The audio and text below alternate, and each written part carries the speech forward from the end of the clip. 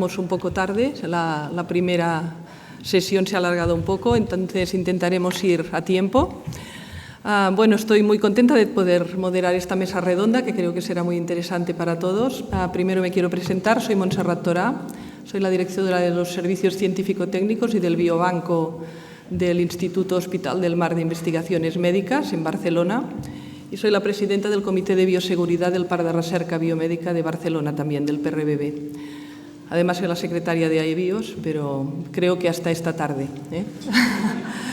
Bueno, bien, os doy la bienvenida a todos. Gracias por asistir a esta sesión. Es una sesión que me hace especialmente ilusión porque creo que es una sesión que tiene una vertiente asistencial, una vertiente de salud pública también y tiene una vertiente muy social. Entonces, abordaremos este tema desde 3 puntos de vista. Empezaremos con el primer ponente, que es el responsable de la Oficina de Comunicación de la Universidad del País Vasco, Pedro Ugarte Tamayo, que nos hablará justamente de la comunicación de las crisis, de cómo se comunica, en qué momento se comunica, qué es lo que tenemos que decir, lo que no tenemos que decir, qué es lo que podemos hacer para que no se nos desmadre la cuestión. Y creo que será algo que nos dará para un debate. El segundo ponente, hemos alterado un poco el orden de las ponencias porque parecía que quizá era un poquito más lógico empezar por la parte más de comunicación, que no es tanto la parte asistencial o de salud pública. La segunda ponencia la hará Gonzalo Pascual, tal como estaba previsto. Creo que muchos de vosotros creo que no hace falta presentar a Gonzalo Pascual. Yo creo que de bioseguridad lo sabe todo, lo sabe todo. Cada vez que hay algo se le comunica a él, se le comenta y él siempre asesora con muy buena predisposición. Gonzalo Pascual es jefe del Servicio de Seguridad Biológica y Biocontención, director del Centro de Referencia de la FAO en Gestión de Riesgo Biológico en Laboratorios y trabaja en el Centro de Investigación en Sanidad Animal, en el CISA, que pertenece al INIA, al Instituto Nacional de Investigación en Tecnología Agraria y Alimentaria. Me hace especial ilusión que él esté en esta mesa redonda porque os digo que es una autoridad en todo el tema de bioseguridad. El tercer ponente será Antoni Trilla, otra autoridad en el ámbito de la epidemiología. Es una persona que también es consultor de todas las crisis, todos los temas epidemiológicos que suceden en nuestro país. En Cataluña es una autoridad importante, está en todos los líos epidemiológicos de este país y es jefe de Medicina Preventiva y Epidemiología del Hospital Clínic de Barcelona, profesor de Salud Pública de la Universidad de Barcelona, Research Professor del Instituto de Salud Global de Barcelona, el IES Global. Bueno, pues vamos a empezar ya. Les pido que se ajusten a los tiempos para que tengamos tiempo de discusión al final. Creo que nos dará para discusión. Esta mañana ya ha habido un par de charlas del ébola, que es nuestra crisis. Y empezamos pues con Pedro Ugarte Tamayo. Gracias.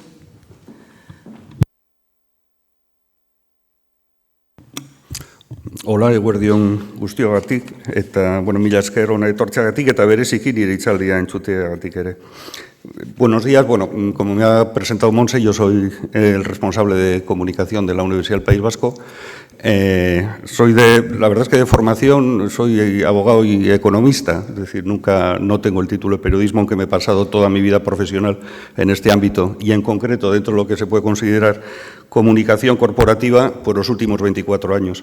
Como suele decir en estas ocasiones, creo que el refrán castellano me acompañe y que si el diablo igual no sabe tanto por diablo, por lo menos sí lo sabe por viejo y porque ha pasado por muchas cosas al respecto. Yo iba a hacer una exposición que espero que sea breve, voy a intentar ser breve, pero en cualquier caso muy general y muy abstracta. No tiene tanto que ver con el tema de la bioseguridad como con lo que es en términos generales la comunicación de crisis. ¿Qué es lo que pasa cuando en una organización hay un problema grave? ¿Y qué es lo que se debe hacer en esa situación? Evidentemente esto tiene una aplicación muy clara en los casos de bioseguridad o biocontención, pero también en muchísimos otros. Estoy seguro que quizá a medida que vaya diciendo cosas, pues muchos de los que estáis aquí lo podríais aplicar a experiencias personales ya pasadas, ¿no?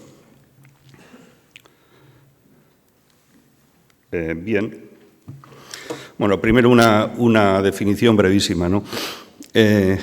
Una crisis de comunicación es un cambio con 3 características fundamentales: repentino, imprevisto y negativo, que pone en peligro la imagen y el equilibrio natural de una organización. Es una obviedad que sea repentino, no tanto que sea imprevisto, porque puede haber cambios que sean muy rápidos, pero que estén previstos y sean de otra manera, y evidentemente que sea un cambio a peor, ¿no? Evidentemente no hay una crisis de comunicación cuando en la universidad de uno le dicen que hay un premio Nobel, aunque son cosas que en este país pues no suelen pasar frecuentemente. Y lo que sí es muy importante es el último aspecto que aparece en esta definición, que pone en peligro la imagen y el equilibrio natural de una organización. Aquí entra lo que para un técnico, excesivamente ortodoxo, podía pasar por un punto de frivolidad, ¿no? ¿Qué pasa? ¿Que los problemas solo son importantes cuando lo saben los de fuera? Hombre, no. Pero seguramente si tenemos un problema y lo saben los de fuera, el problema cobra otra dimensión, ¿no? Y ahí es donde entra el trabajo de una oficina de comunicación y no solo lo de los técnicos concretos y eventualmente los responsables superiores de una organización que tienen que afrontar un problema concreto. Esto supone, digamos, la diferencia de tres circunstancias o elementos muy concretos. Una crisis de comunicación y una comunicación de crisis. No quiere ser un juego de palabras. Una crisis es cuando hay un problema grave en tu organización.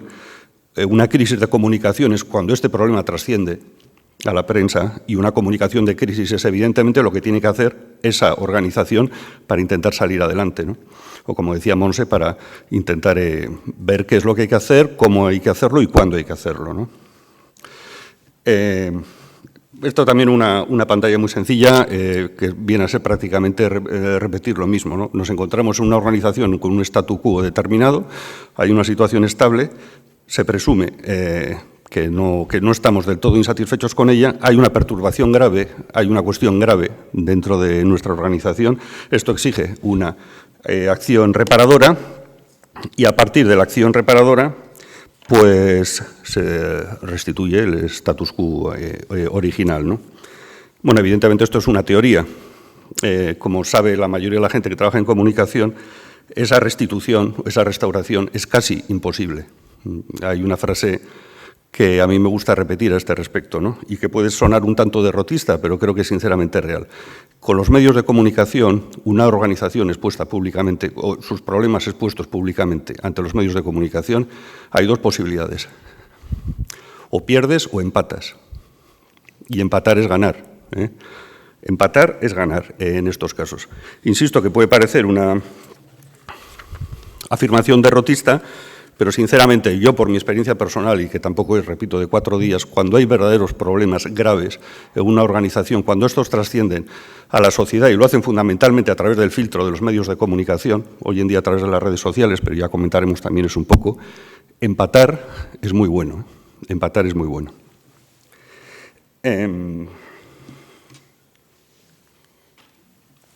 Bueno, esto era repetir un poco la misma idea, ¿no? Hablábamos antes, ¿no? Cuando hay un problema, pues hay un problema real y evidentemente trasciende un nivel mediático cuando esto lo sabe la gente de fuera, ¿no?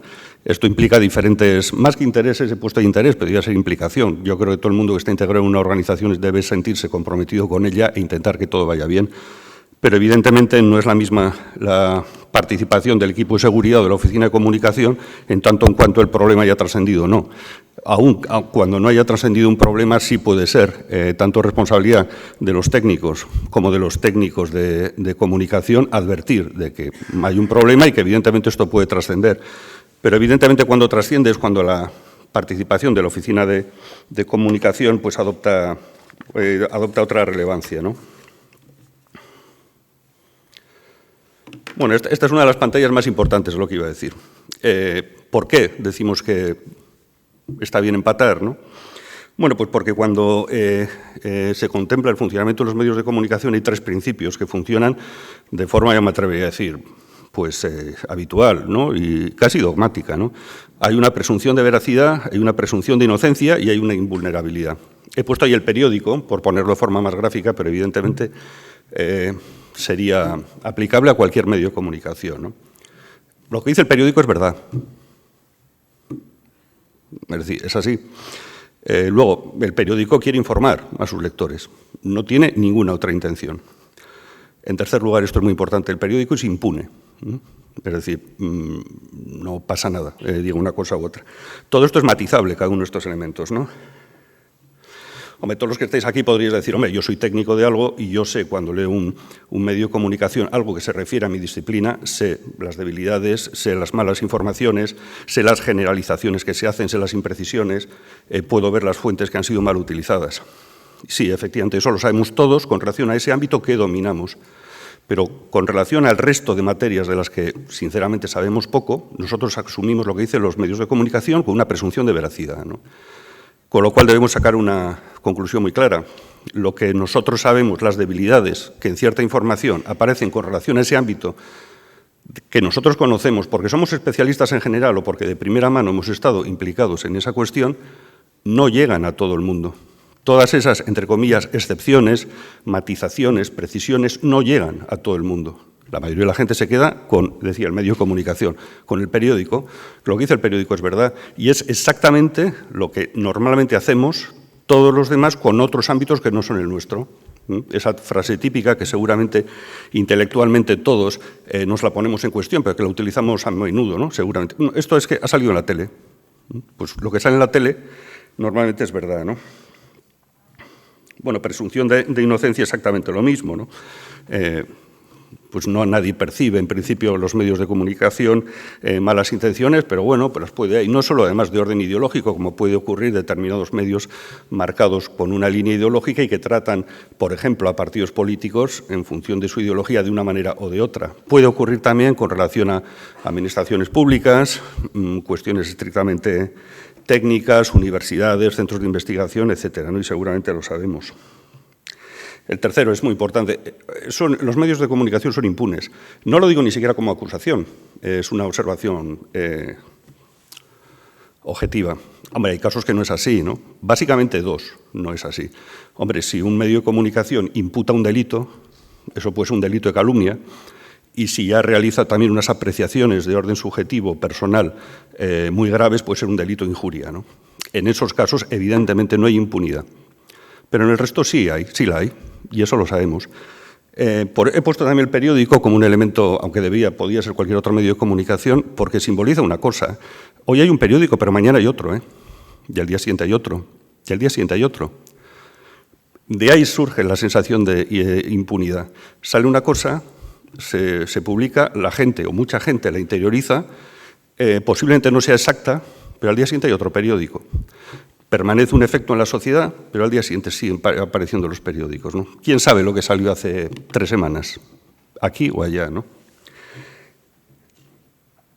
A mí me pasó, por ejemplo, con relación a siendo muy breve en estas apreciaciones, ¿no?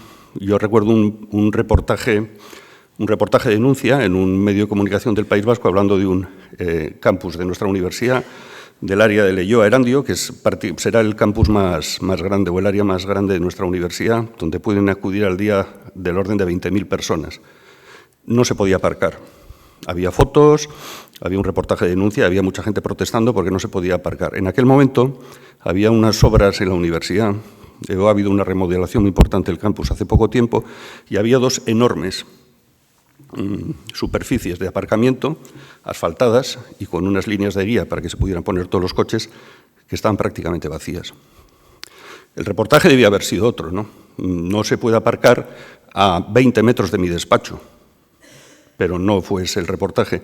Claro, yo me acuerdo que hablé con el periodista que realizó la información el mismo día, le facilité unas fotos de esas 2 superficies de miles de metros cuadrados vacías que estaban en función de las facultades a 100, 200 o como mucho 500 metros de distancia de los despachos y con una conversación de amigos y bastante templada, y esa información no se publicó.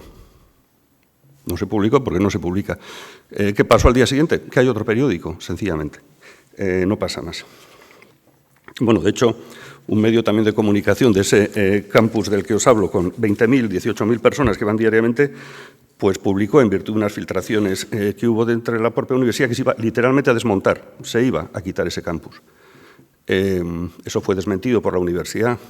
Durante meses yo tenía que oír a mis amistades o a mi familia, oye, ¿dónde vais a trabajar ahora que se va a quitar todo el campus, ¿no? No sirvió de nada el segundo impacto no sirvió de nada con relación a la noticia previa de que un lugar y un campus universitario donde van 20.000 personas literalmente se va a demoler. Bueno, no se demolió porque al día siguiente hay otro periódico, no por otra razón, ¿no? Las crisis de comunicación generan situaciones confusas.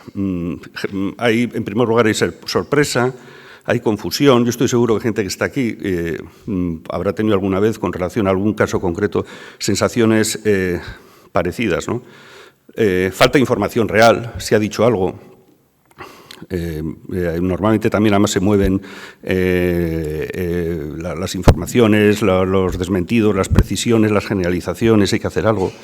Esto supone que a nivel mediático, cuando trasciende, es decir, cuando se convierte en una crisis de comunicación, la organización en cuestión, sea la que sea, se convierte en un foco de atención para los medios y esto genera una sensación de acoso y eventualmente de pánico también, ¿no? Especialmente, creo yo, con gente que no tiene una relación o no ha tenido una relación cercana con los medios de comunicación. Yo normalmente suelo ser crítico y no me importa serlo con los medios de comunicación, pero también reconozco que muchas veces por gente que está alejada de los medios de comunicación hay una cierta prevención, ¿no? O sea, el periodista como alguien peligroso que va a hacer daño. Esto también ocurre en las organizaciones que padecen una crisis de comunicación. En ese momento el periodista da miedo. Puede darlo a técnicos, puede darlo, lo que es peor, a cargos públicos. Los cargos públicos, si no tienen una experiencia muy contrastada con medios de comunicación, se ponen muy nerviosos y pueden adoptar decisiones en primera instancia que en una segunda instancia se pueden pagar. Hay otro elemento que no he puesto aquí que sería importante, que es también la casuística. Tenía aquí algún caso con relación a temas de bioseguridad en concreto, pero como vamos con poco tiempo, no sé si hay tiempo para ello. Bueno, en mayo del año pasado nuestra universidad publicó en una revista un grupo de investigación, un reportaje sobre las condiciones de seguridad de las ambulancias del País Vasco. Salieron titulares en prensa del tipo: las ambulancias pueden representar riesgo de infección cruzada, las ambulancias presentan riesgos de infecciones, y ya como los periodistas son muy creativos, pues uno acabó titulando microbios al volante.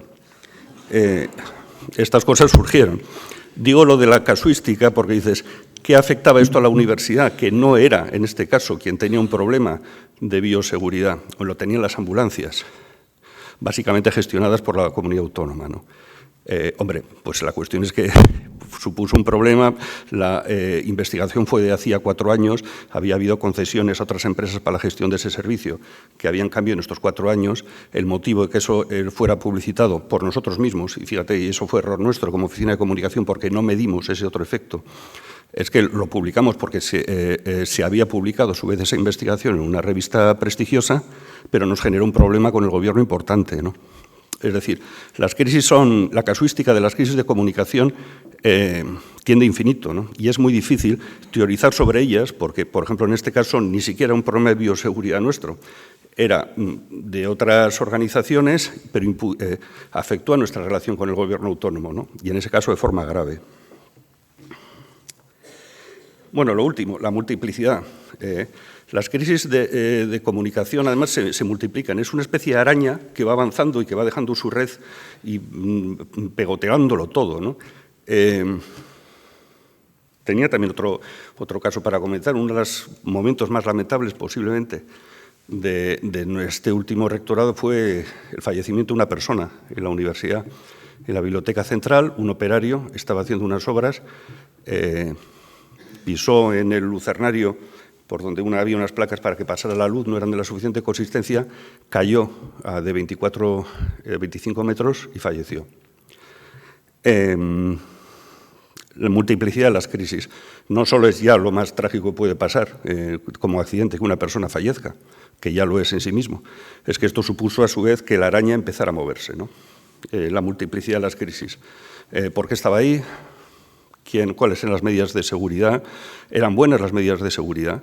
¿El servicio de seguridad de la propia universidad, por qué le había dado acceso ahí? ¿Sería de una contrata, de una subcontrata? Es que no era de una subcontrata, era de una subcontrata de una subcontrata.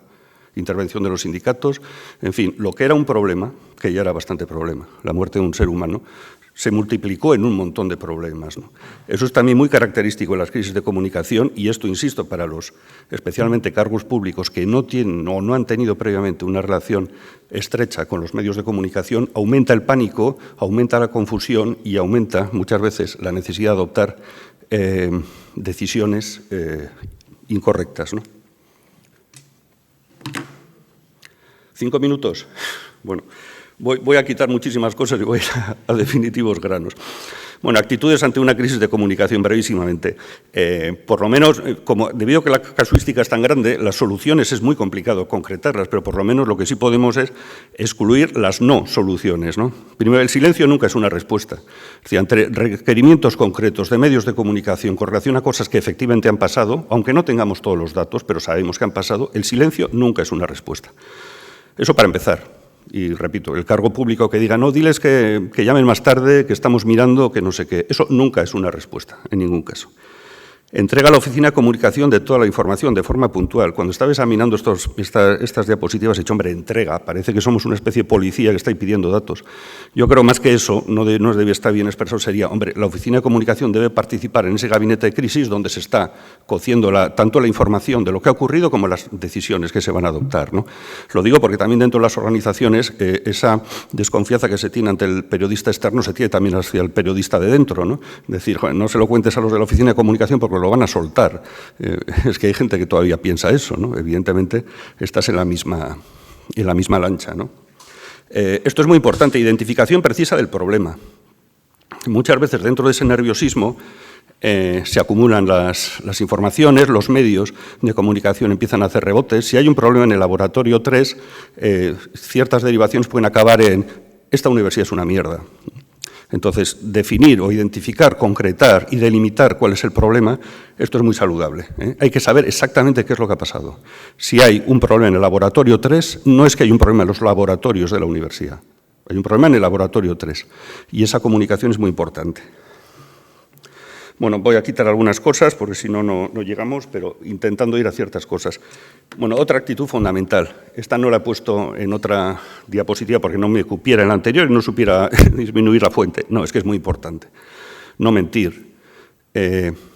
Esto, vamos, en comunicación está muy claro. Muchas veces en esa situación de pánico, de nerviosismo que se produce, no suele estarlo tanto. Y creo que hay que mantener este principio con absoluta solidez. No hay que mentir, porque las mentiras se pagan, o el riesgo de que sean luego conocidas es muy grande y, desde luego, el precio es muchísimo mayor. No mentir no quiere decir que vayas a contarlo todo, que eso es otra cosa. O sea, puede haber en una organización, tanto en su ámbito técnico como en la propia oficina de comunicación, un informe que diga definitivamente que la situación de seguridad de unos laboratorios es terriblemente peligrosa. Y tú no tienes por qué decirlo eso externamente. Lo que tendrán que hacer tanto los servicios técnicos como eventualmente, si concurre en alguna reunión la oficina de comunicación, decir, oye, tenemos un problema, convendría que... Pero evidentemente no hay que decirlo todo a los medios de comunicación de forma sistemática y completa siempre que ocurran. Ahora sí, lo que no hay que hacer es mentir, eso en cualquier caso.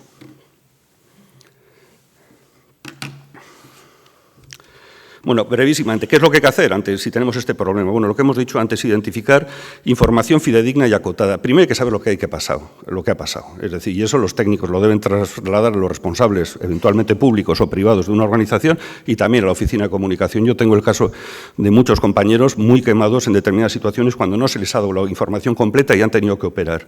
Y si no tienes toda la información, no puedes operar en comunicación de forma correcta. Ese es un principio importante. Y luego acotarlo, lo que hemos dicho de una forma bastante tosca, ¿no? En el ejemplo que yo situaba. Pero si hay un problema en el laboratorio 3, hay un problema en el laboratorio 3, no en los laboratorios de la universidad. Esto me parece muy importante decirlo, ¿eh? Decirlo y trasladarlo a los medios. Esto supone implícitamente otra cosa, se acota también la responsabilidad. La responsabilidad nunca se ventila en los medios, aunque a ellos les gustaría que fuera así. Pero toda administración o toda organización tiene que saber que, desde luego, ahí no se aclaran las cosas. Y yo creo que hay que tener muy claro que, aunque a los medios les gusta eso, Nunca ningún problema real, ni desde luego el deslinde real de responsabilidades, se va a realizar en los medios. La resolución de los problemas se hace en la organización afectada y las responsabilidades eventuales en expedientes internos o eventualmente judiciales, pero no de otra manera. Acotar la información es muy importante cuando se les dice a los medios, por una razón muy sencilla. Hay en retórica un instrumento que se llama el argumento de embarazo. El argumento de embarazo quiere decir que cuando tú, con relación a un problema que te afecta directamente, reconoces algún elemento, implícitamente todo el mundo lo da por real. Estás diciendo la verdad. Si a ti te imputan en un procedimiento judicial un asesinato, un homicidio, y dices, no, yo no maté a esa persona, pero ¿estuvo usted allí? Sí, yo estaba allí. Yo estaba allí, pero no maté a esa persona. Automáticamente tu confesión de que estabas allí se toma por real.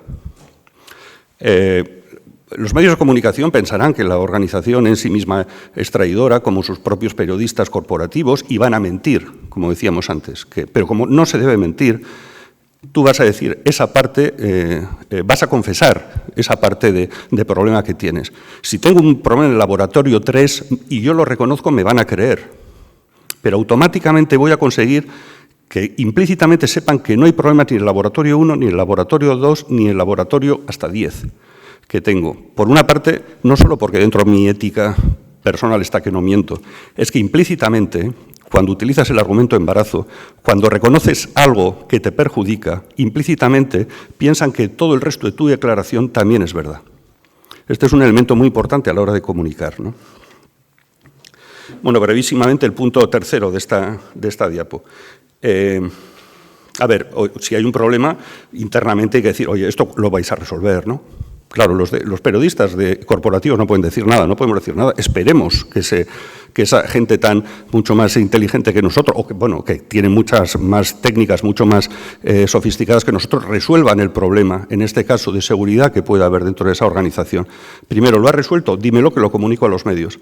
No lo he resuelto, necesito tiempo. Vale, dime, ¿qué es lo que vas a hacer? ¿Y qué plazo necesitas? ¿Por qué? Porque, de nuevo, decir a los periodistas, estamos trabajando, no es creíble.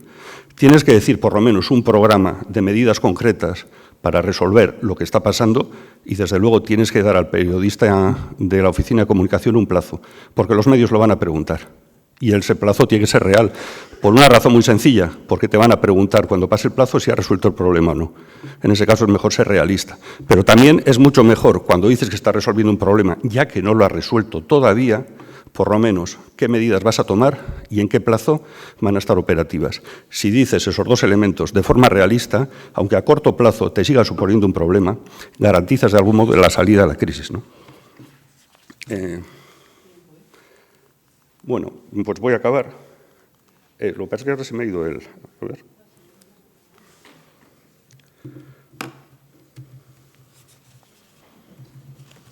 Déjame que recapitule con la última, Monse.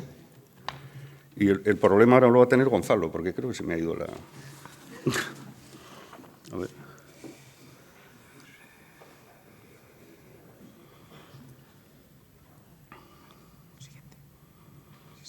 No, pero paso, sí. Pero... ¿Ves pasando hasta la... Sí, voy pasando con este. Sí, paso con este.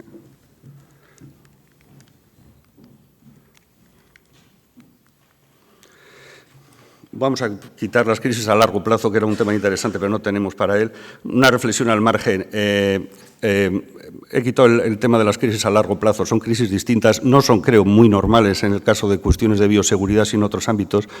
Y son mucho más complicadas de resolver. Pero sí hay con el concurso ahora de las relaciones, de las redes sociales, un efecto en comunicación que es muy peligroso. A partir de ahora, las crisis de comunicación se van a convertir o se pueden convertir con mucha más facilidad en crisis crónicas, crisis ya estructurales, crisis a largo plazo, ¿no? La araña esa de la que os hablaba se convierte en un elefante. Hemos pasado lo que sería el diagnóstico de cuáles son esas otras crisis, pero ahora con las redes sociales la posibilidad de que una crisis puntual se transforme en una crisis profunda es mucho más fácil. ¿Por qué? Por una razón muy sencilla. Si el periódico es verdad, las redes sociales son verdad, si el periódico es inocente, las redes sociales son inocentes. Yo creo que todos los que tenemos un mínimo contacto con las redes sociales sabemos cómo funcionan. No hay crítica, todos participamos en ella, todos podemos decir cualquier cosa, todos podemos atribuir a cualquier persona la declaración más descabellada, aunque haya un desmentido, que hacen falta solo 10 segundos para localizarlo en Google, no se localiza, pero eso se sigue difundiendo y la gente se indigna con la declaración de esa persona. A mí, como me pasó además a título personal en un debate intentando desmentir una declaración absolutamente delirante que le habían atribuido a una persona a la que no conocía, por cierto, me llegaron al final a responder, sí, pues no, y demostrando que no lo había dicho, ¿no? Y me dijo, sí, pero es que podía haberlo dicho. Claro, ya como en comunicación llegamos a estas circunstancias, vamos muy mal. Las redes sociales son muy interesantes para muchas cosas, pero creo van a suponer un problema de comunicación, ya están suponiendo, de hecho, para muchas organizaciones, un problema enorme. Es muy difícil subvertir eso. Es más fácil, entre comillas, negociar con 10 o 15 medios de comunicación que con los miles de personas que están ahí. Y resumiendo y terminando, porque no tenemos tiempo, ya lo siento, porque tenía alguna cosa más, pero bueno, en definitiva, resumiendo estas cosas, la mentira y el error. Lo que decíamos al principio, se tolera mucho mejor el silencio que la mentira. Por favor, mentir nunca. Y en cualquier caso, siempre socialmente se admite mucho más el error que el silencio. Siempre es mejor haber cometido un error y cuanto antes lo digas, te quitas más problemas. Y nada, bueno, esto es lo que iba a decir. Gracias.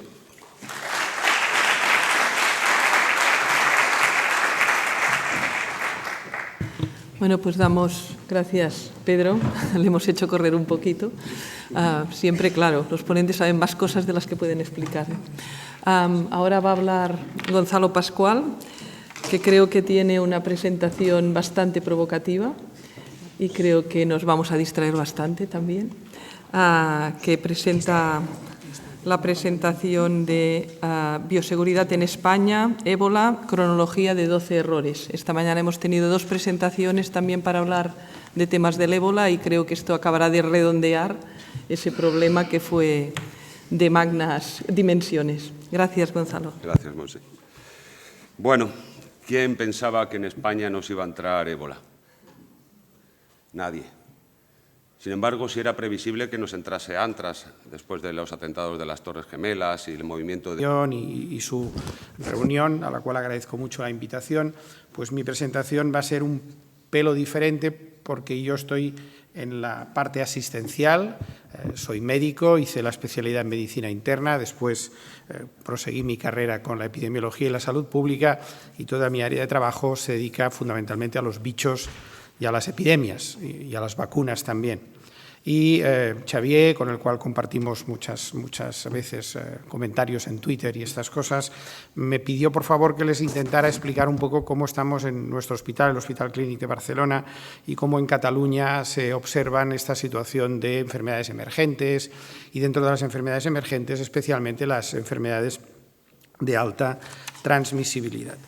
En los últimos años hemos asistido a numerosas epidemias, numerosos brotes, situaciones puntuales, la lista de nuevos virus o virus que aparentemente eran desconocidos fundamentalmente, también alguna bacteria, muchos de ellos zoonosis, han ido aumentando de forma clara y no hace falta que les recuerde los nombres porque cada día aparece alguno nuevo o alguno antiguo que llevaba mucho tiempo sin aparecer. Hoy en día los epidemiólogos ya no tenemos la sensación de que las cosas pasan en lugares remotos del mundo.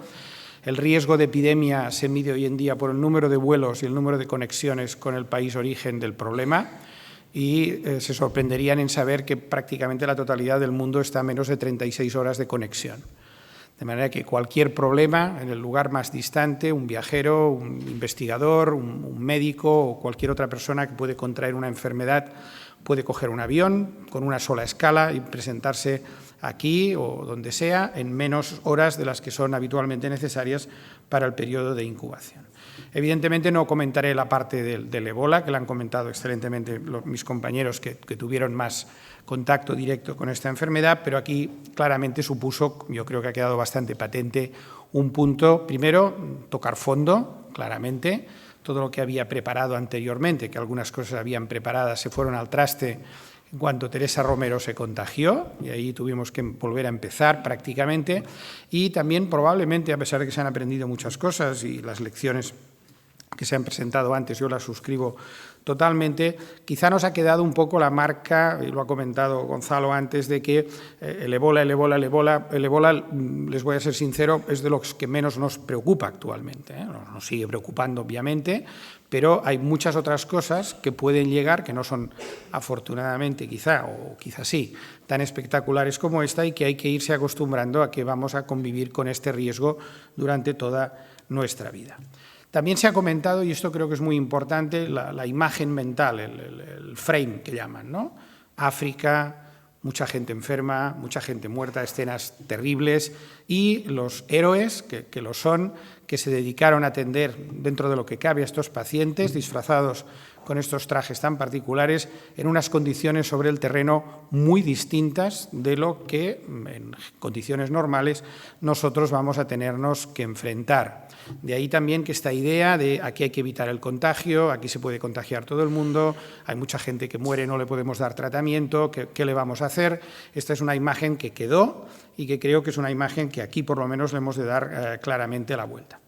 Alguna cosa que ya saben, la fiebre de Lassa, un brote reciente en una zona de África, y un médico, director de un hospital, regresa a Alemania, en Alemania fallece, no se diagnostica de tal fiebre de Lassa hasta un tiempo después, y aparecen 3 posibles contagios, que en realidad se redujeron a uno, que era el tanatopráctico que lo embalsamó. Y ese ingresó en un hospital de Colonia, y mis colegas del Robert Koch Institute dijeron, este es el primer caso de transmisión autóctona de virus fiebre de Lassa en Alemania. Esta es una diapositiva que a mí me encanta por el riesgo que parece. El dibujo es cómo representamos ahora algunas epidemias, se parece un poco más a Alien, el octavo pasajero. Esto es un brote de infección por coronavirus a partir de un viajero que, saliendo de la península arábiga, aterrizó en su ciudad, Seúl, y este viajero contagió a un número relativamente reducido de personas inicialmente, pero una de ellas, el paciente, no recuerdo nunca si es el paciente 13 o el paciente 8, fíjense ustedes, contagió a 80 personas, entre ellas personal sanitario dentro del propio hospital que le atendió y que le hizo pasear durante varias horas o días por el servicio de urgencias. Esto es un concepto curioso que se da en algunos virus, que es el superdiseminador.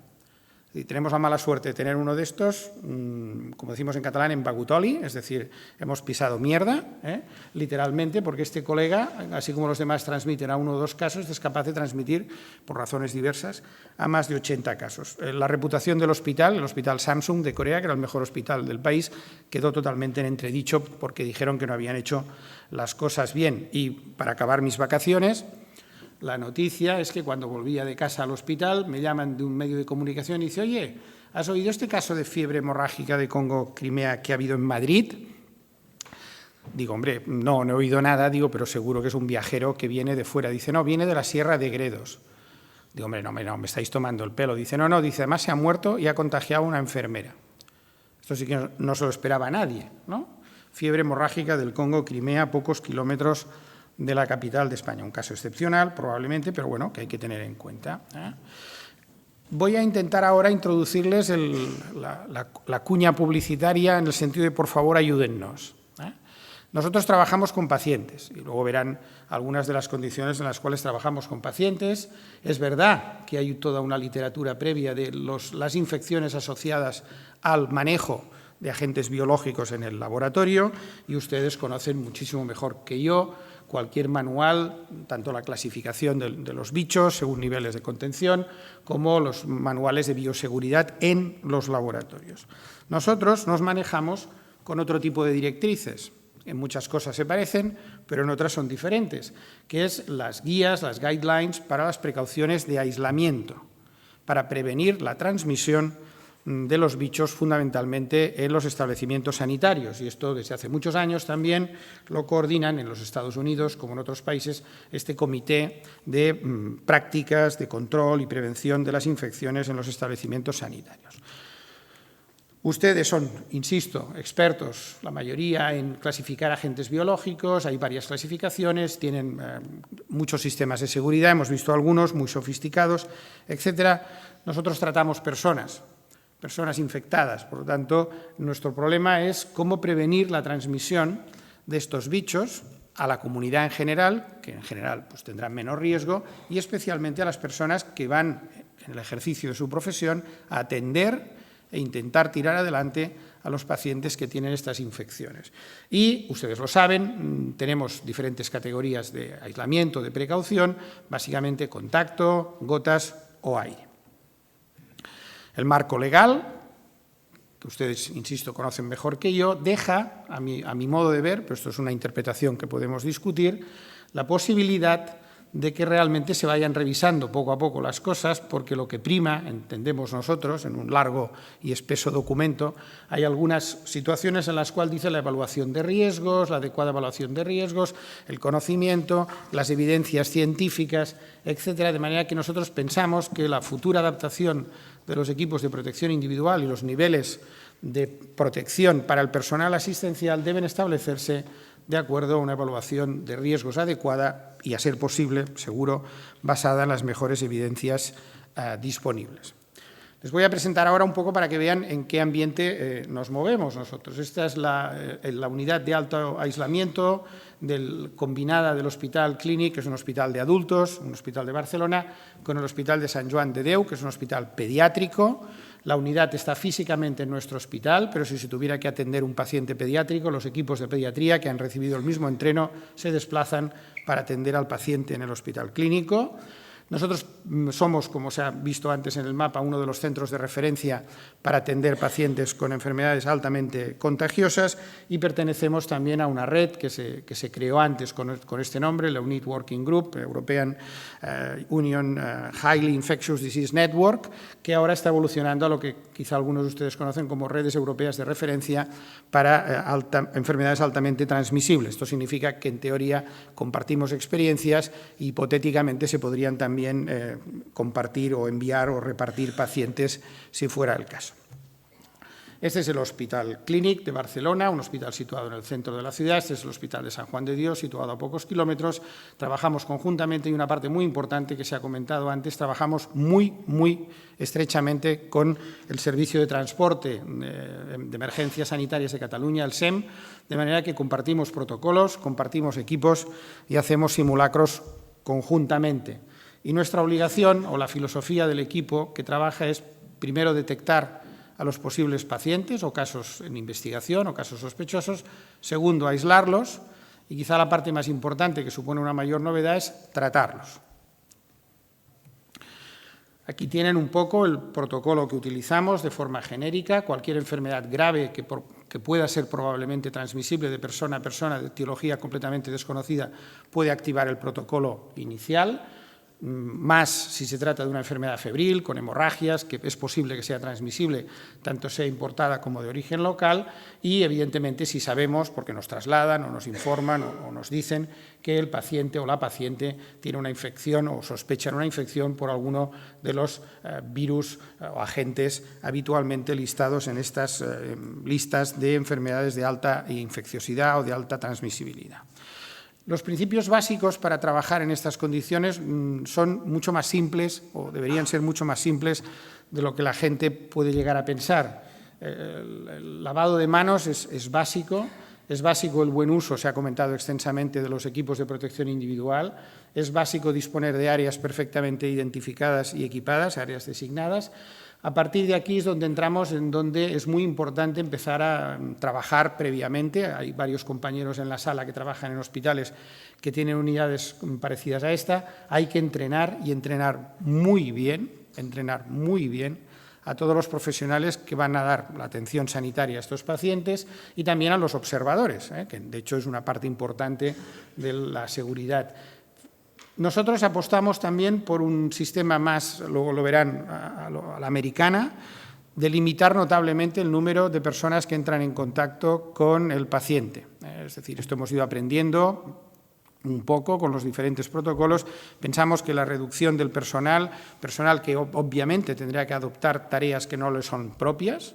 Hay aspectos, por ejemplo, de la limpieza de una habitación de aislamiento que puede realizar un médico o una enfermera, luego les explicaré cómo va esto, y no necesitamos tanta gente porque es muy caro mantener a esta gente en formación, es muy caro mantener los simulacros, es muy caro y realmente quizá no vale la pena. Hay que saber también, esto es una parte muy importante, que desgraciadamente en las instalaciones que tenemos, salvo la magnífica instalación que han visto en el Gómez Ulla, es difícil, cómo se puede limpiar, cómo se pueden sacar todos los recursos, y de lo que sí nos hemos preocupado muchos nosotros es de practicar, practicar y practicar. Esta es la habitación de aislamiento del Hospital Clínic, es un box que tiene parecido a lo que he enseñado antes. Antes de que me lo pregunten, esta es la doctora del Río, que no está amenazando con una pistola al paciente. Este era un caso sospechoso de ébola en el cual yo hubiera recomendado el uso del arma de fuego directamente. Este paciente, entre otras cosas, lo que quería, y esto es una cosa que aprendimos, este era un caso que cumplía los criterios epidemiológicos, se activó el protocolo, nos lo trasladaron, lo ingresamos, etcétera, etcétera. Ese paciente lo que quería era marcharse, literalmente. Y cuando le dijimos que se tenía que quedar pues como mínimo un par de días porque había que mandar las muestras a Madrid y que además iba a quedar en estas condiciones y tal, amenazó con utilizar los muebles de la habitación para romper las ventanas y las vitrinas directamente. Al final negociamos, le dimos un iPad, con eso se calmó y trabajó los 2 días que tocaban, y al salir este paciente tuvimos que poner doble cristal en las ventanas y mejorar sistemas de seguridad para que el paciente no pudiera abandonar la habitación. O sea, todo lo que estábamos pensando, aquí atenderemos pacientes muy graves, tendrán hemorragias, será terrible, este tío nos quiere romper la sala con la silla directamente, pero bueno, vamos aprendiendo en este sentido, ¿no? Este es parte de la habitación, el box.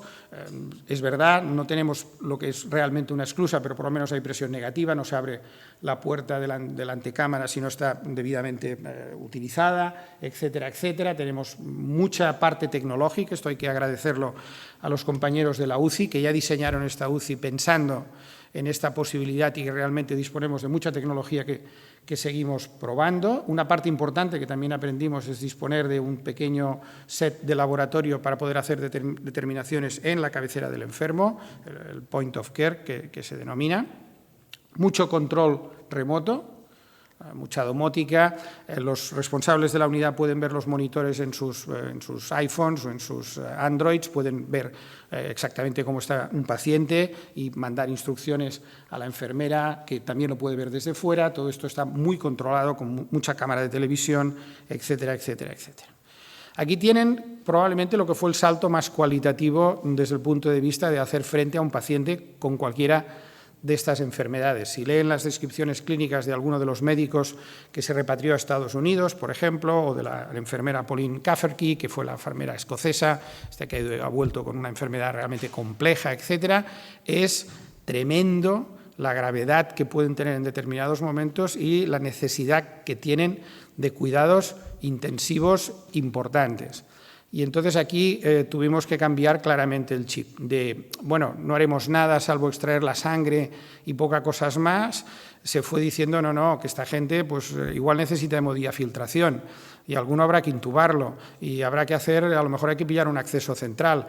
Se fueron complicando las cosas porque la idea es, los hemos de tratar. Y aprovecho para decirles que algunos de ustedes trabajan con agentes biológicos y que son potenciales clientes míos. Con lo cual, lo que les interesa fundamentalmente es que esto funcione muy bien. O sea, es decir, que nosotros les trataremos muy bien, si es el caso, pero piensen, y yo se lo decía a los Médicos Sin Fronteras, un día que fui a hablar con ellos, que trabajamos conjuntamente, digo, yo soy el responsable de que todo eso esté bien coordinado porque vosotros sois los que podéis ocupar la habitación. Y esto se entiende más rápido, desde esta manera, ¿no?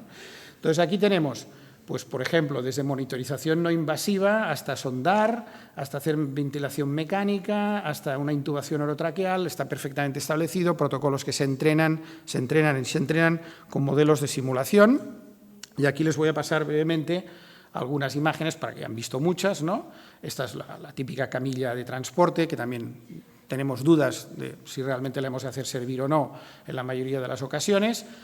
Esto ha ido mejorando, pero pillar un acceso vascular relativamente difícil con doble guante y con el traje habitual no es nada sencillo, es decir, es complicado.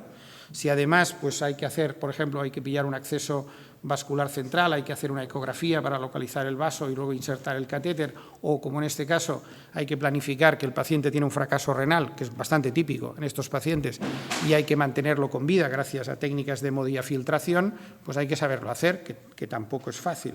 Y tampoco es fácil intubar y ventilar a un paciente, que requiere más de una persona, este es el observador dentro, y estos son los dos que están practicando la intubación orotraqueal o endotraqueal de un paciente en el caso de que lo requiriera. Todo esto son complicaciones tras complicaciones, es decir, es muy difícil hacer las cosas bien con el estándar de seguridad y de calidad que requieren estas maniobras, ¿no? Voy acabando, simplemente les dejaría para su discusión y les agradecería la ayuda, y si no piensen lo que les he dicho, mejor les vale que lo hagamos bien, fundamentalmente. Nos resulta muy difícil atender a un paciente crítico con los EPIs actualmente disponibles. Los trajes ventilados, estos que se han comentado, pues van bien para determinadas cosas, pero tampoco son lo mejor para determinada actividad clínica, especialmente si es una actividad clínica compleja. Lo que necesitamos es trajes de protección y situaciones mucho más cómodas y que nos permitan estar más tiempo dentro de las habitaciones para poder realizar la asistencia adecuada. Y, por lo tanto, creo que hemos de ir avanzando en el plano teórico, haciendo pruebas, todo lo que ustedes quieran, para valorar otras opciones de EPI. Otras opciones de EPI pueden ser, por ejemplo, estas.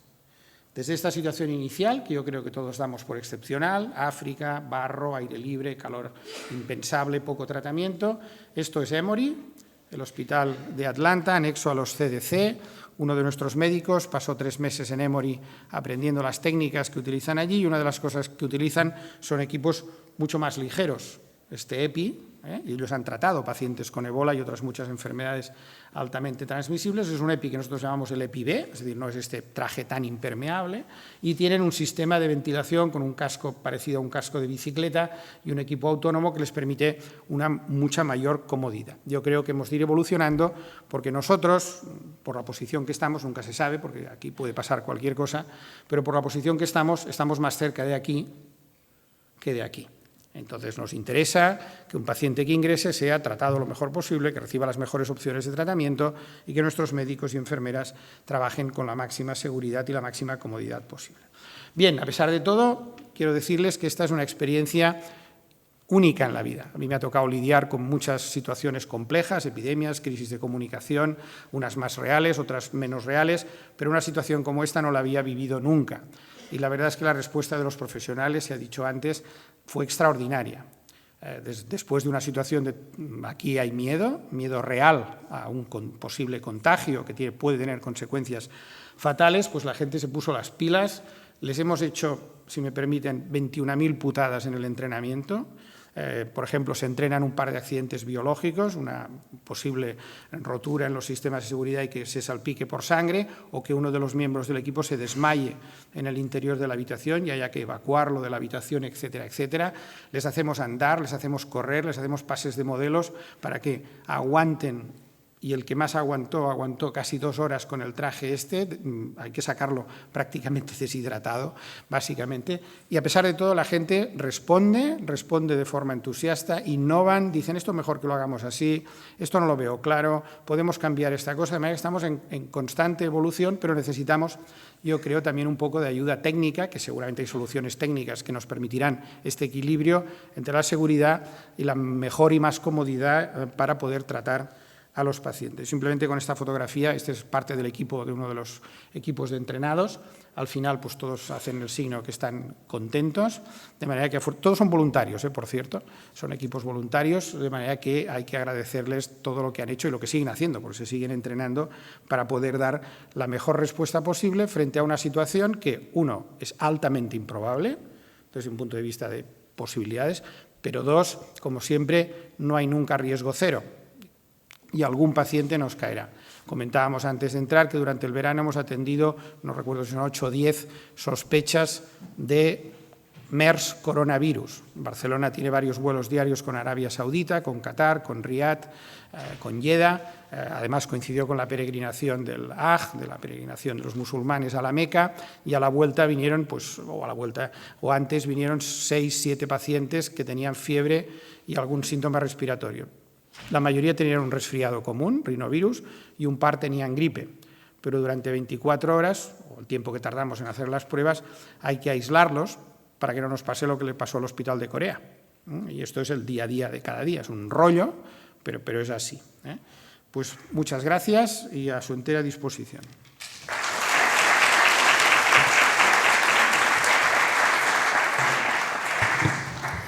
Muchas gracias, Antoni. Bueno, pues a ver si tenemos unos minutitos para hacer una discusión. No sé si yo tengo una pregunta. Cuando se hacen las simulaciones de protección, lo pregunto para Gonzalo y para Antoni, ¿se hace alguna simulación como de una infección real? Es decir, poniendo polvillo encima a la gente para ver cómo se dispersa o no. ¿Se hacen simulaciones de este tipo o no? ¿O simplemente es pensando si se dispersará o no y me imagino que no entrará? ¿Se hace alguna simulación real o no?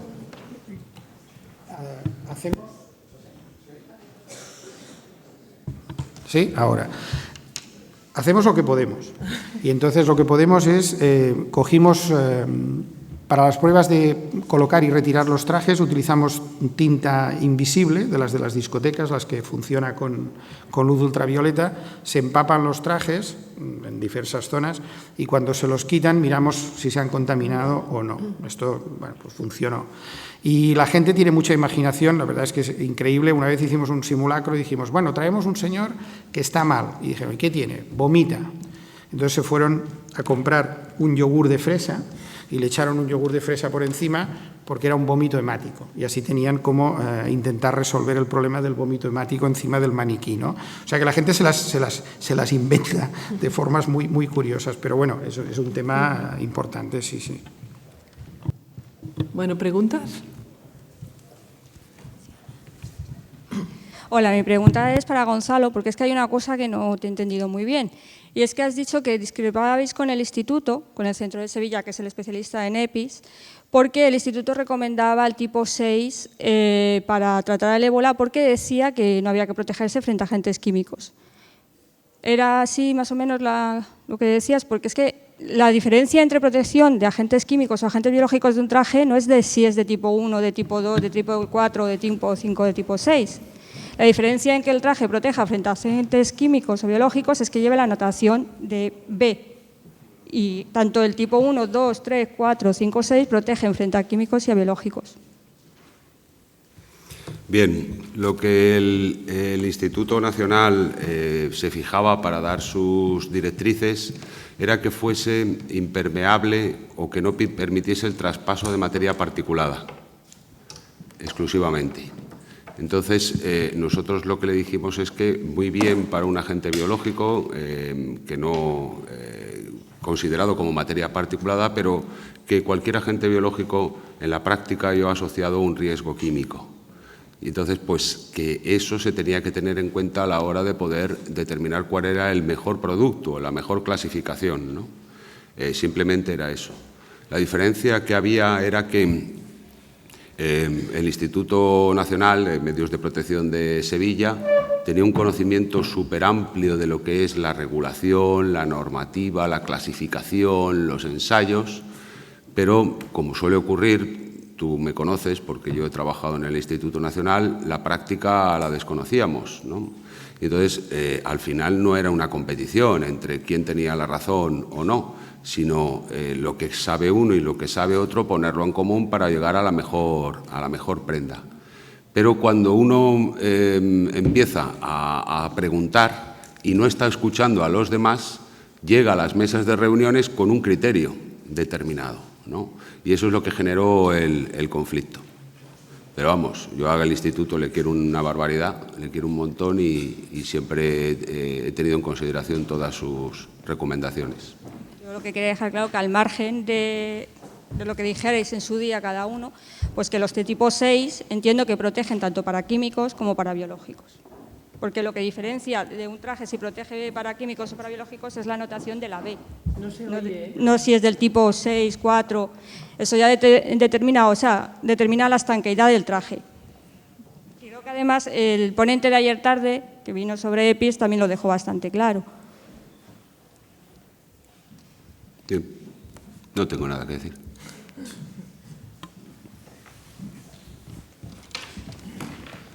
¿Alguna otra pregunta? Hay alguno que está abierto, cierra. Sí, yo tenía una pregunta sobre... Ahí está. Sí. Bien. Tenía una curiosidad sobre el tema de la... ¿No se oye?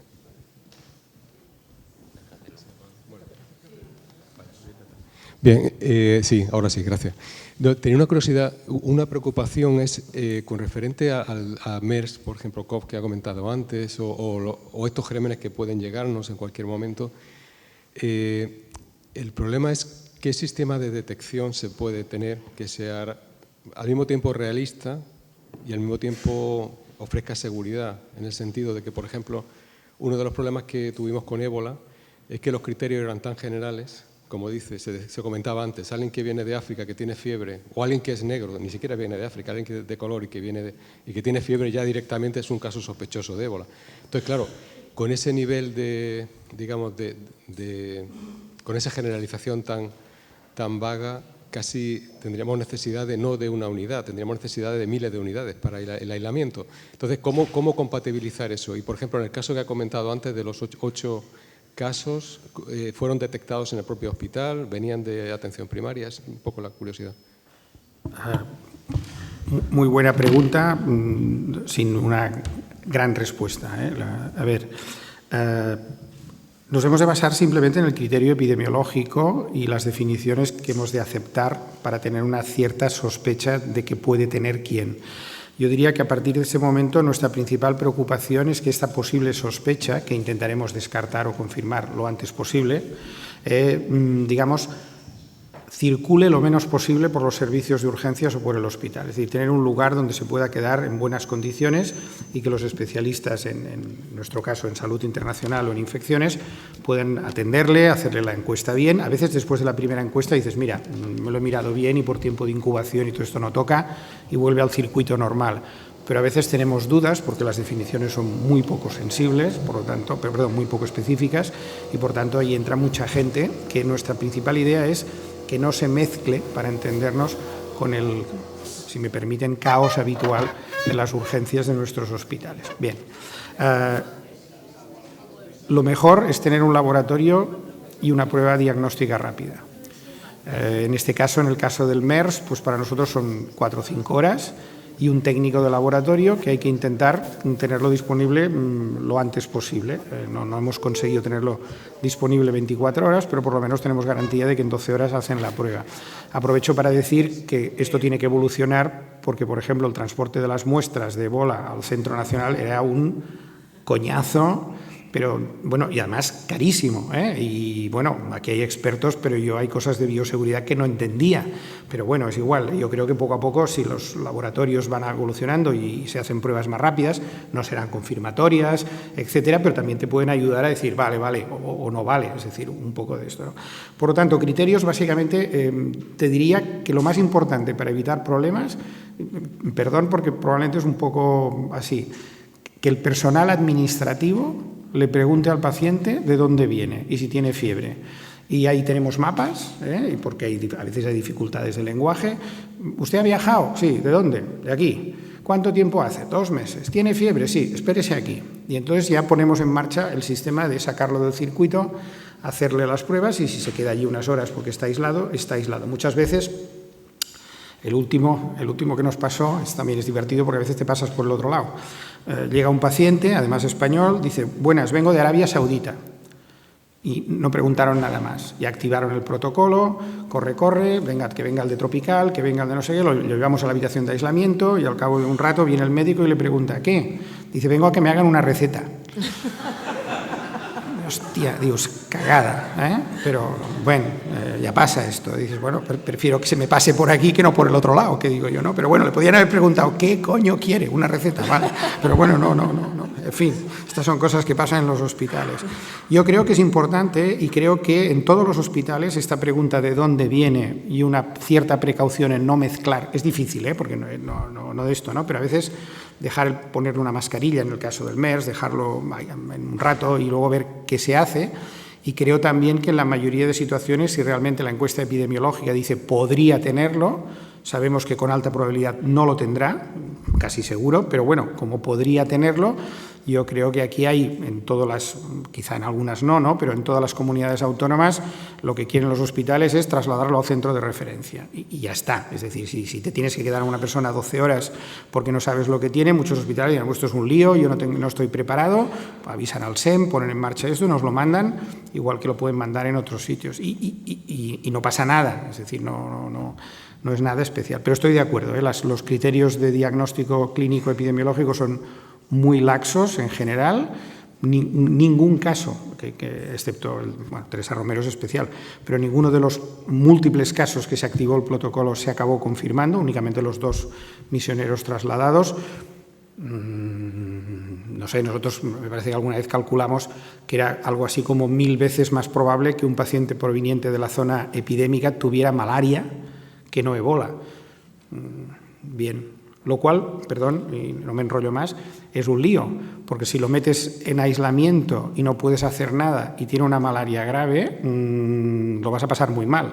Con lo cual, es complicado, ¿eh? No es fácil, lo sabes, bueno, también como yo, ¿no? Pero bueno, es lo que hay.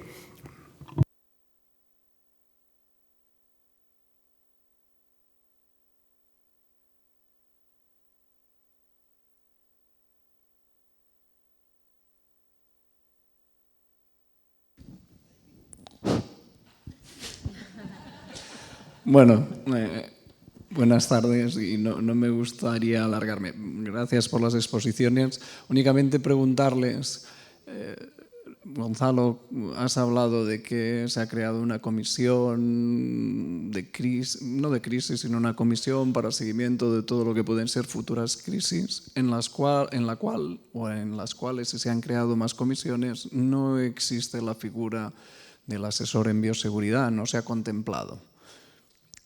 ¿Cuándo crees o creen los ponentes que podremos dar un giro a esta situación y se contemplará la figura del asesor o del experto en bioseguridad como una figura clave en este tipo de comités, comisiones? ¿Por qué tanta reticencia a la presencia de esta figura en estas comisiones, si son realmente personas que pueden ayudar en todas estas crisis? No acabo de entenderlo, ¿eh? Gracias. Pues sí, tienes toda la razón. Hemos empezado hablando que para poder diseñar una buena instalación tiene que ser un equipo multidisciplinar el que esté implicado en un proyecto, desde el usuario, que es el que va a entrar allí, hasta el ingeniero, arquitecto, las operaciones de comisión y un mantenimiento, ¿no? Y sin embargo, pues cuando creamos un comité en este país o en España de expertos, nos vamos a los expertos de una cosa solo, ¿no? Como es un agente biológico, pues me voy a un gran virólogo o un gran epidemiólogo, pero no voy a los expertos que pueden estar asociados a todo eso y que pueden aportar, ¿no?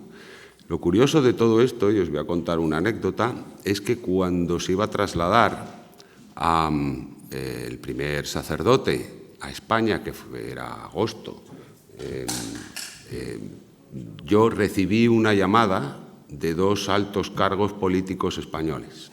Bueno, uno se puede decir era Amato, el otro prefiero mantenerlo guardado. Y lo que me preguntaban, no pudieron contactar conmigo. Me conocían, sabían quién era, sabía que me dedicaba, no pudieron contactar conmigo porque como a los funcionarios nos tienen capados las llamadas internacionales, pues no pudieron hablar conmigo, cosa que agradecí enormemente, porque hubiera seguro tenido que suspender mis vacaciones. Estaba en Francia con mi familia tan a gusto y hubiera tenido que volver, ¿no? Pero sí querían asesoramiento de si se traía o no se traía en bioseguridad, si se traía o no se traía al sacerdote a España. Para unas cosas sí. Luego la decisión fue otra, porque hay unas otras implicaciones sociales, políticas, no sé, mediáticas de alguna manera. Pero en ese momento sí, cuando uno monta el primer gabinete de crisis, que lo tiene que montar deprisa y corriendo, pues entiendo que a lo mejor la figura del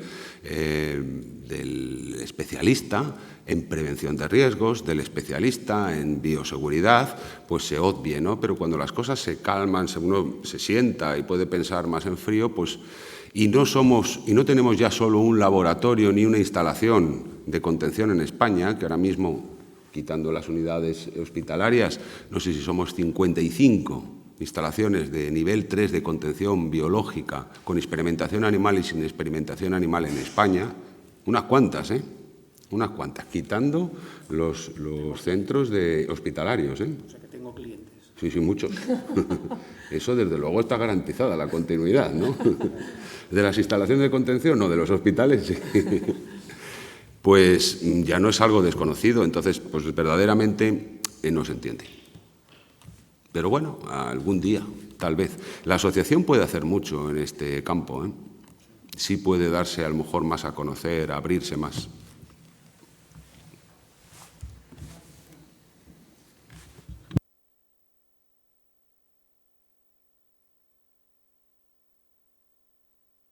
Problemas del directo. A ver, sí, Pedro.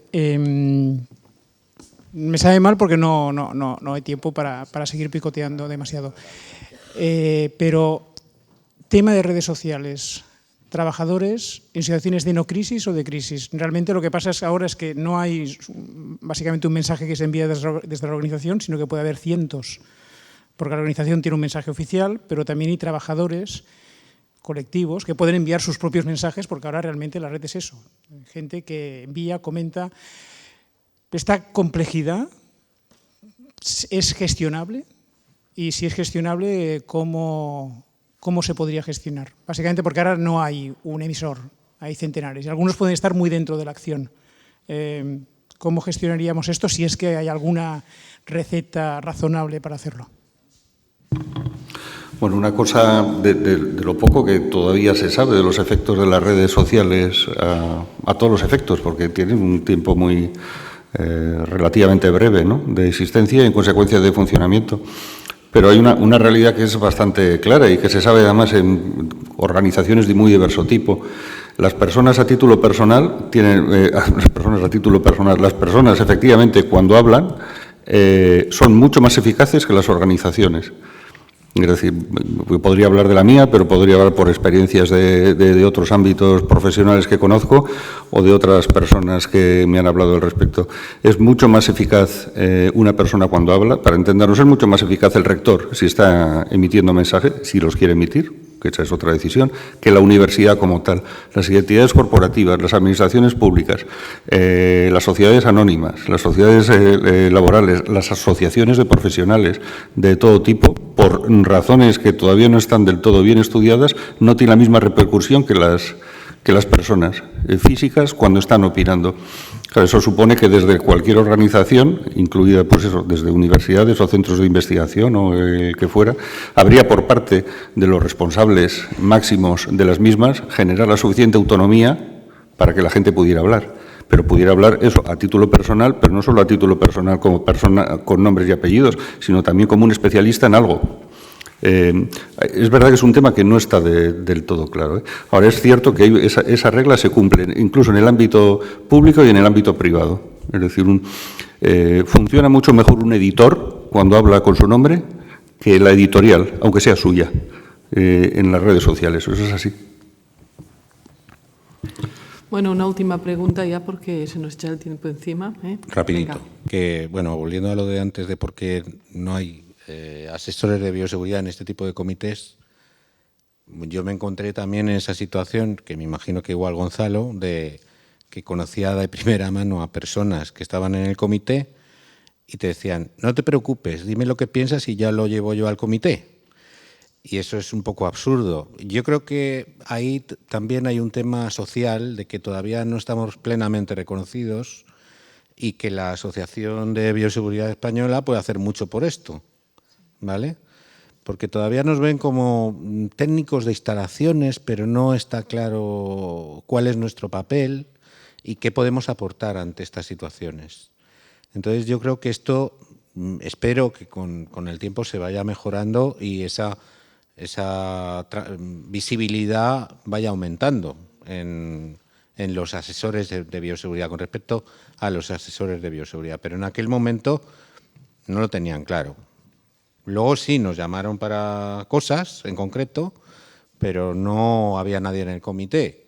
podría haber sido Gonzalo o yo o cualquier otra persona que conozca instalaciones y sepa de contención y de barrera, etcétera, ¿no? Creo que por ahí van los tiros. Bueno, pues no sé si queréis comentar algo de esto, ¿no? Bueno, pues gracias a todos, gracias sobre todo a los ponentes por tan interesantes charlas y no sé si Xavier quiere decir algo de la siguiente mesa redonda. Sí, básicamente que vamos a enlazar directamente. Hay 4 ponencias que están muy relacionadas con educación, formación, etcétera. Cortaremos entre la cuarta y la quinta para comer y después haremos la quinta, la despedida y posteriormente la asamblea. ¿Vale? Venga, bueno, los ponentes ya pueden ir subiendo.